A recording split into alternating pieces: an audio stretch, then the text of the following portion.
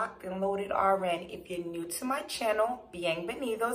And if you're one of my awesome subscribers, welcome back. So guess what, guys? We're about to do it again. We're going to do another walk and talk video. So I'm going to give you a second to get your workout clothes on. And we're about to walk it out. We're about to talk it out. So I'm going to meet you outside. Come on, let's go. Okay, y'all. So we walking and we talking. I don't know if today is going to go well because I just felt like 3 raindrops and I just left out. But it's so sunny out, so I don't want to miss my walk and then it ends up not even raining. But if it starts raining, we're just going to have to run home. I hope y'all can run because I'm going to leave y'all. But anyways, how was y'all day today? Are you guys working at your back at your job, or are you guys working remotely? And if you're working remotely, how do you feel about it? For me, it has its pros and its cons. I love my job. I love that I don't have to punch a clock. I love that I have flexibility to do what I want to do to a certain extent. But I'm also not the most disciplined person in the world. So some days I find myself having a hard time getting the ball rolling to start kicking workout. So that's a little annoying. So what I've learned to do is to make lists so that I can make myself accomplish certain things. You know what I mean? But yeah, I guess it's kind of equivalent to the people that like to do online classes versus be at school, be in the classroom physically. It requires discipline, you know, and it's not for everyone. So y'all, the wind is like whipping my hair around, having me look crazy. I hate that. I remember when I was in school and I used to take the bus. Let me get out the gravel. And I used to be so excited about how cute my hair looked. And as soon as you go to walk out pandem, here goes the breeze whipping your hair around like crazy. And one time when I worked at the hospital, I had my hair in this style that you put your hair in ponytails or in buns, and then you like add the like long hair, the fake hair onto it and then style it. It was really cute. Child, as soon as I got out of my car to walk to the shuttle, the breeze took it and I just felt my hair coming down and I didn't know what to do. I think I like threw a hat on, my hood on, and I felt it come down. It came off in my hood and I just jumped on the shuttle. I kept my hood on, and as soon as the shuttle got to the hospital, I ran into the bathroom and I fixed my hair in the bathroom. So embarrassing. So you know what I was thinking about today, y'all? The time that my car got stolen. I was so sick because, okay, first of all, let me start by saying this. You know when you get your first car, everyone else thinks it's trash, but you're like in love. You think it's amazing. You're proud of it because, I mean, I don't know about anyone else, but I worked and came up with the money for my first car. So no one didn't gift me my car. It wasn't like I got my mom's old car. No, I worked my butt off to buy it. So to me, it was the best thing since sliced bread. So I had gotten a 1994 gold Honda Accord, right? And it was like lowered, so the springs weren't in the tire. You know, like how they have the shocks so that your car can bounce. It was lowered, and it had some rims on it. It had aftermarket lights. It had the bra on it. You know, when you get the cars with the bra on the front. It had an exhaust that, you know, so that when you drive, it goes, you know, all of that. I love that. I thought it was so cool. And then, but one side of it was nice. The other side was all like scratched up. I guess it got into an accident and the guy replaced the parts with parts from the junkyard, and he was supposed to paint it, but he never did. Okay, so I bought it, and he said that the only thing I would have to do was change the lights. Mind you, he said that he was selling the car because, you know, where we lived at, and I'm not stereotyping, but this is what he said. Where we lived at, there were a lot of Hispanics, so they kept stealing the car. So he said he was over it, you know, because he had to keep replacing stuff. When he would get the car back, it would be all messed up. So he said, the only thing I'd have to do is replace the lights, and he will, if I buy the lights, he'll put them in for me for free. So I said, okay, cool. So I drove off with it. I was excited. I paid $1,200. So I drove off with it, and all was great until I realized I didn't have a horn. Like, the horn didn't work. And so, okay, cool, whatever, bet. At that point, it is what it is. It's my car, so what am I gonna do? So after that, and I promise you I can't make this up. So I go to drive one of my friends home, and we go on the back roads where it's dark and we can't see anything. So she's like, girl, put your lights on. I'm like, they are on.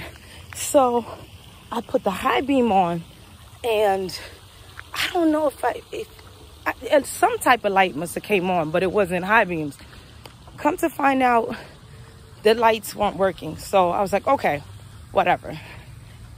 Oh, I forgot to say one thing about the car though. When I bought it, the ignition was broken. The ignition was broken because he said that they stole it. So, you know, when people steal a car, they break, at least the old school cars. Now it's probably not that easy. But they broke the ignition so that they could start it with a screwdriver. So when I bought it, he said, you know, when I bought the car, he said, you know, you're going to have to buy an ignition. It's about $100. And then, you know, you're all set. So I said, okay, whatever. So I'm like literally starting this car with a screwdriver. So I work my butt off. I get my money up. I get the ignition replaced. I get the lights replaced. When I got the lights replaced, the wiring had to be rewired because the people had cut the wires, I guess, when they stole the car the first time, thinking it was an alarm. So I bought new lights, had it rewired, bought an ignition. So now I'm moving up in the world. I got lights, I can see. I could start my car with a key. I don't need a screwdriver no more. Life is great. So I'm at school, and my mother calls and she says, mind you, because I lived on campus. So my mother calls and she says, your school just called and said that they have your card or your car. I don't know. So I was like, what? What card? So I called them back, and warning, I'm about to go up the hill. So you know that hill that I showed y'all the last time. So your girl gonna be breathing hard. But so I called them back and I'm like, my mother said that you guys got my car or my card or what? So they're like, oh yeah, we have your car. It was stolen out of the school parking lot. This is like literally maybe a month after I bought it. It was stolen out of the parking lot. Hold on, let me silence my other phone. Yeah. So they said that the car was stolen out of the parking lot, and they found it so I could come get it. So I'm like, what? What kind of bad juju is on this car that it keeps getting stolen? So I get there, the car is parked up in like some hood somewhere. I guess the guys had stole it and they were planning to start stripping it, but I guess it started overheating. Mind you, it wasn't overheating with me. So they parked it. So when I'm walking up to the car, the police officer says, so do you have the keys? So I said, yeah, I do. And he's like, well, you're not gonna need them, but they left you with a screwdriver.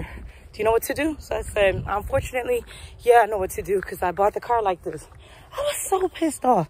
They broke the ignition again. They cut the wires on the light because they thought it was the alarm, I guess. So I had to have the car rewired, everything again. I was so mad. I was so mad. But yeah, that was my story of my first car, my baby love. It was bad. It was bad juju. It would get stolen, even though it looked like a piece of crap to everyone. I guess it was an easy car to steal. I don't know. But I just thought about that. You know how you get your first car and you're in love and you're in awe of what you work for, and everyone else is looking at you like, this tin piece of crap is crazy. So I made it up the hill. I survived, you guys. Woo to that. Clap it on up. But one thing that my coworker and I were talking about was the fact that after this COVID thing passes, a lot of people are going to need, you know, therapy and mental support and, you know, all of that. First of all, the healthcare people that are dealing with COVID every day, those people are the bomb.com. Let me tell y'all. I worked in the ICU during COVID for 1 year, and that was brutal. It was brutal. It was traumatizing. Traumatizing. I saw a lot of great nurses that were skilled, experienced, loved the ICU, loved what they did, and I saw that they left to go do something else. And for them to walk away from the ICU, I was like, wow. You could tell that it must have really drained them or took a lot out of them. But I mean, at the same time, although nursing is a self-sacrificing job or career or profession, you have to put yourself first and your family first, because what good can you be to others when you're not good yourself? So it was really emotionally, mentally, and physically draining. So for those healthcare workers that have been in the ICU for going on 2 years dealing with COVID, I'm really concerned for them, for how they're going to be, after all of this passes. And just people in general, I think, as far as having to social distance and not be around family and friends, and I don't know, just this whole thing has been draining for everyone, and I think that the effects of it will be seen later on. So that's why it's important to do, as I said before, you know, walking, exercising, getting fresh air, taking care of yourself now. Sorry.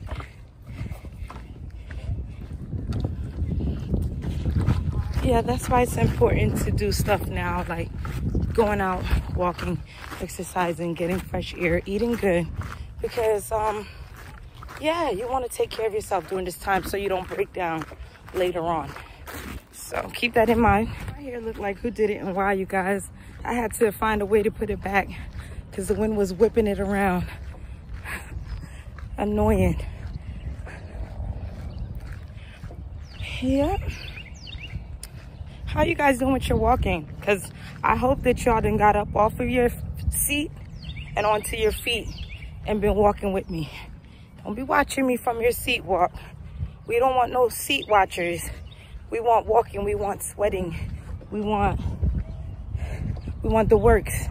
Come on, let's go. You know what my friends and I were talking about the other day, and I would love to get you guys' opinion on it, especially if I have any fellow nurses watching. We were talking about how Caribbean people, and when I say Caribbean people, y'all know I'm Panamanian, so it's no shade, it's no shots fired. I'm talking about my people. Caribbean people and African people are big on nursing. Like, the best thing that their child can do after being a doctor is to be a nurse. And we were laughing about it, like, why?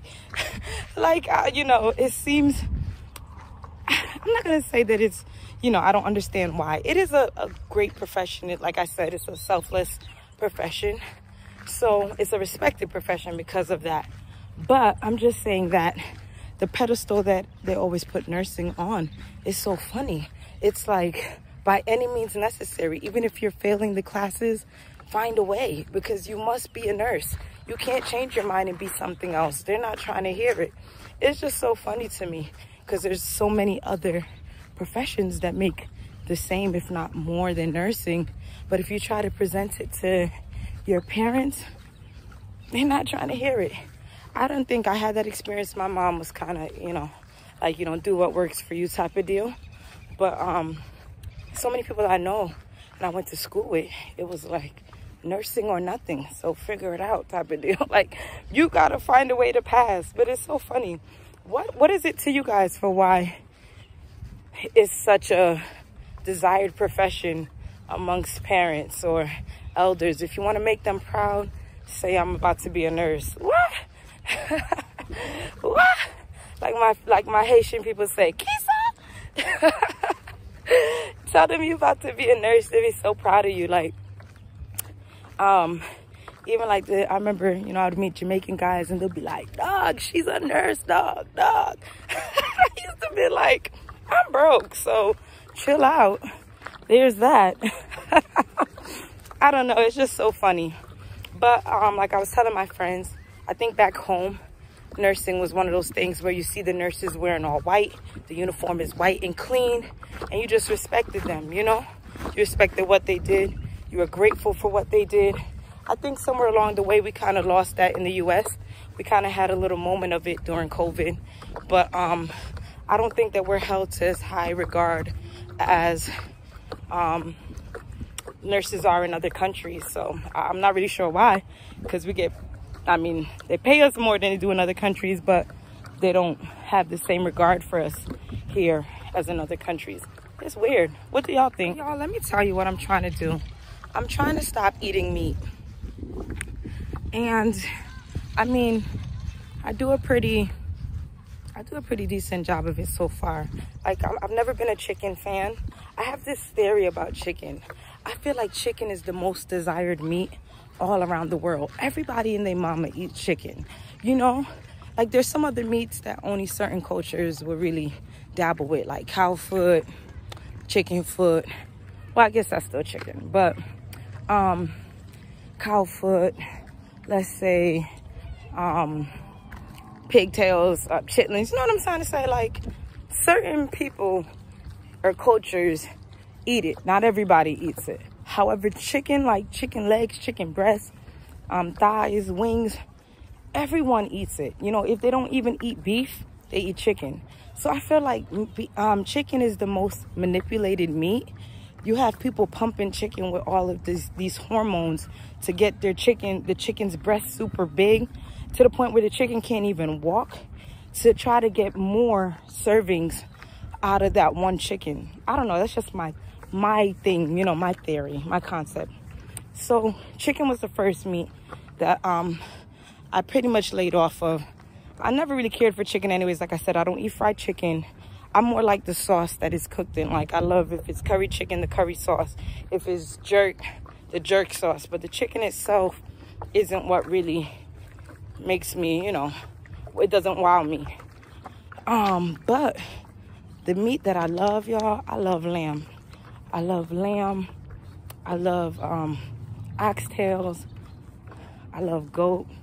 But those are meats that I eat once a while. Like, that's not an everyday type of thing. So I'm trying to do fish and, you know, vegetarian meat and stuff like that. But at this point, I think the hard part comes to being disciplined when I go somewhere and the meat is there, to be like, oh, no, thank you, I don't eat such and such. I find myself being like, I don't eat it, but hey, give me a little. I don't know. Have y'all ever gone on a diet or on a special diet or try to change your diet? How did you guys do with it? For the ones that have been successful, give me some tips for what I can do to start this and stick with it. Let me know. Here I go at my cool down bench. Remember how pretty I told you guys this is when the sun is going down? And today is still cloudy, so it's still not as pretty as I've seen it in the past, but yeah. So our last topic for today is school. I know this isn't a school video, but I told y'all I love education, so I'm always sneak education in every video that I can. So I was just thinking the other day, fall semester's coming up. Now is the time for the people that have been saying they're going to go back to school to start getting their ducks in a row.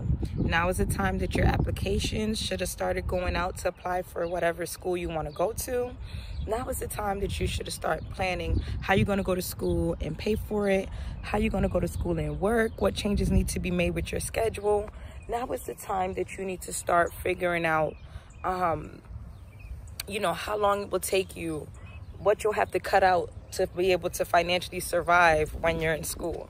Now is the time, because everyone is starting to apply already. So you're kind of late, but it's not too late.